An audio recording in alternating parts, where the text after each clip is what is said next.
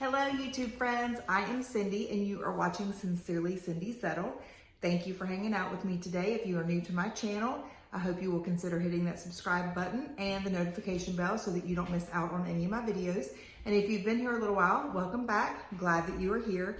Today we are going to talk a little bit about Heartbones by Colleen Hoover. So I read this one as part of a buddy read for Reading Brings Us Together, and we did a discussion day on it. And I am a fan of Colleen Hoover, and I did like this book. I did end up giving it 4 stars. So let me just give you a quick rundown of what Heartbones is about. It is about Beyah and Samson. It is a romance. Beyah is from Kentucky, and she has faced some adversity in her life and growing up.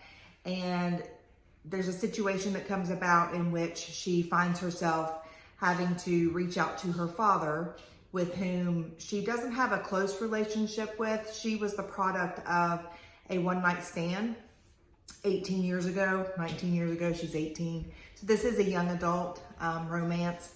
So she finds herself reaching out to her father, asking if she can stay with him for a couple of months before she starts college. So she ends up going to Texas, the peninsula of Texas, to stay with him for the summer. And she is greeted with quite a different living situation in which she is used to. So she has a stepmother and a stepsister that she didn't know that she had. She had been estranged from her father for a couple of years. They'd spoken on the phone, but she had not seen him for a few years. So she had received an invitation to a wedding, but she did not realize she had forgotten that they had gotten married. She was that kind of out of that relationship with her father. So anyway, so she kind of has this built-in family as she gets into Texas. And she meets this gentleman by the name of Samson, who is very mysterious, does not give her a whole lot of information about himself. She is somewhat guarded with this new family, as well as with Samson. However, she does find herself connected with him, and she sees that he has been through some adversity, although he does not share with her at all what any of that might be. He's very secretive, very mysterious. She asks a lot of questions and he does not answer, and she seems to be okay with that. So anyway, so they end up in this relationship, and there are some circumstances, some things that occur that cause them to be separated for some time. And I'm just going to kind of leave it at that because I don't want there to be any spoilers. So anyway, so that's kind of the premise of the story. It is very classic Colleen. I was happy that she kind of got back to that young adult romance. Not that I haven't enjoyed some of the books in between, but it does feel very slammed, hopeless, those types of early Colleen content, romance and love stories that I enjoyed so much. Obviously, her storytelling and her writing has evolved and developed since then, and she's ventured out into other genres, and she's been successful in those genres as well, and I've enjoyed those genres as well. So anyway, so that's the basic premise, and now, as usual, I will give you my likes and my dislikes. So let me get my notebook because I have to write stuff down or I will forget exactly what I want to say. So I did enjoy Beyah. Beyah is the lead character that we follow throughout the story. Everything is from her point of view. So I did like that she was faced with all of this adversity living in Kentucky, and as she was growing up with her mother. Again, I'm not going to exactly pinpoint what that adversity was. I don't want to spoil anything. However, she did have a lot of adversity. She was a very strong character. She faced the adversity. She was successful despite the adversity, and she pushed along and she did what she needed to do so that she did not find herself in a situation or circumstances in which she would not be able to be as successful as she knew that she could be. So she was very proud of herself for doing all of that on her own. She owned it. She did not want anyone else to be proud of her for anything that she did on her own. So I liked her for that. I liked that she was a strong female young adult character. I also really, really enjoyed SARA. SARA was the stepsister that Bea didn't realize that she had. So Bea comes into this this pre-made family, if you will, and they have this summer house in Texas on the peninsula there on the beach. And SARA just embraces Bea right off the bat. She's very genuine. She's very trusting. She becomes her best friend. She is supportive. She, you know, if Bea is down or crying, she just knows exactly what she needs to do. Just kind of cuddle up to her and not ask questions and just give her a hug when she needs it. And she was genuinely a good friend and a good sister, even though they had not known each other very long. She just stepped in and she was the person that Bea needed from the get-go. So I really, really liked SARA. And then again, like I said before, the other thing that I really, really like about this story is that it did really feel like classic Colleen. It had that same regimented, Colleen initially was very regimented in terms of how she told her stories. And I felt like this was back to that regimented story, which I liked. I loved it.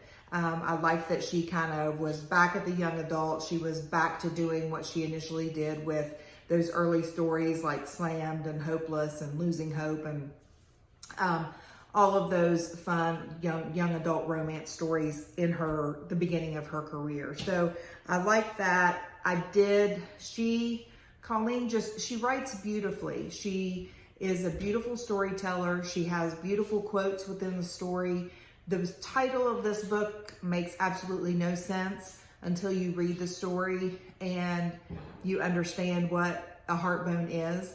And she has a way of making you feel for the characters, even though you may not have anything in common with the characters or that they're not relatable to you at all. She has a way of making you feel for them regardless of all of that. So with that being said, she did make me tear up a little bit at certain parts of the story. I don't know if it's because I was able to put myself in her position, or I was able to envision my children in her position, in Bea's position, or exactly what it was, but I did feel for these characters, which I really, really enjoyed and have been looking for a while in Colleen's books. It's been a while since she's made me feel that way in any of her books.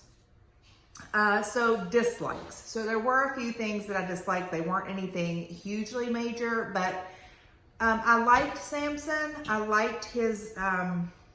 I liked the mysteriousness of him, but yet we didn't really get to know him very well. And even though we do learn more about him later on in the story, I feel like we didn't really get to know his story, if you will, whether it was now, in the past, what he went through later on. You know, again, I'm trying to be very vague because I don't want to spoil anything for anyone who hasn't read it, but I really felt like I wanted to know more about Samson. I wanted to know more about how he was feeling, the adversity that he faced, and how he coped with that adversity. I just really wanted to learn more about him, and we don't have any of the book that is from his point of view, which I think would have been nice to have had some of the book from his point of view. I would have liked to have known what he was feeling, how he was feeling about Bea, how he was feeling about not being honest with her, all of those things. So I did dislike that. I would have liked to have had that in there a little bit. I did feel like the ending was a little bit rushed.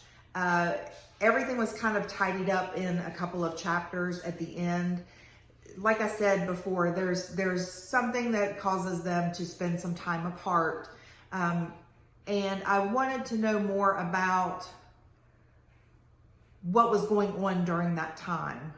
Not necessarily with Samson, but, well, kind of Samson too. Like, what was he feeling? What was he coping with? What was going on in his mind? What were his goals? That sort of thing, as well as Bea and her relationships that she was going through, and that she was, you know, what was she thinking at that time? What was her relationship with her dad and her sister, and, you know, all of that, like, at that time? How did she move forward during all of that time? So we don't really see a whole lot of that. So I kind of felt like all of that was kind of skipped over. And then you have this pretty happy ever after at the end. So I feel like a lot of it was skipped over, and I would have liked to have known some of that information as well.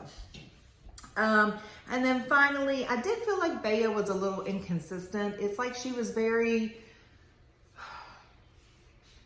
guarded, and she was very judgmental when she initially came to Texas and met all of these people. But yet when it came to Samson, and I guess it was just something that she saw in him, she made reference a lot to seeing the pain in his eyes, or seeing, you know, a connection in his eyes, and him understanding her, and she understanding him, but she wasn't quite sure why.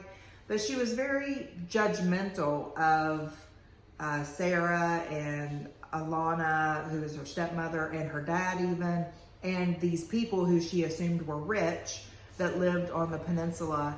But yet with Samson, she was very like an open book. Like anything he wanted to know, she was just there to give it to him, but yet she didn't get anything back from him because he didn't want to tell her anything.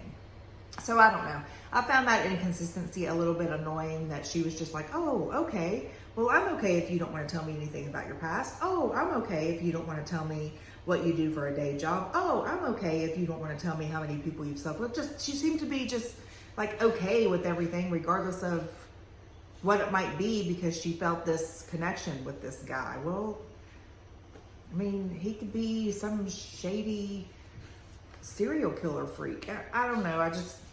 So anyway, I was a little frustrated by that. Oh, and another thing that I have to mention, I did like there were some very, very sweet moments that Samson just kind of, it stuck out to me as being very romantic and very sweet. There are things that Bea mentions that she never had in her childhood, and so he kind of makes those things happen for her, and it was very sweet and very romantic and nice gestures. So anyway, if you read the book, you'll find out what those cute little things are. But anyway, again, I gave this book a 4-star. I did really enjoy it. I enjoy Colleen most of the time. There are a couple of books that I've rated less than a 4-star from her, but she is one of those authors that I read almost everything that she's written. I do have one on my shelf, Losing Hope, that I actually haven't read yet. I read Hopeless, but I haven't read Losing Hope. And there might be 1 or 2 other novellas that I have not read at this point. But she's one of those that I need to do one of those ratings of. Like, I need to have those little boxes and move them into the little tiles of my preferences. And anyway, I digress. So really quickly, music recommendations today. I Get Weak by Belinda Carlisle. Who Wants to Live Forever by Queen.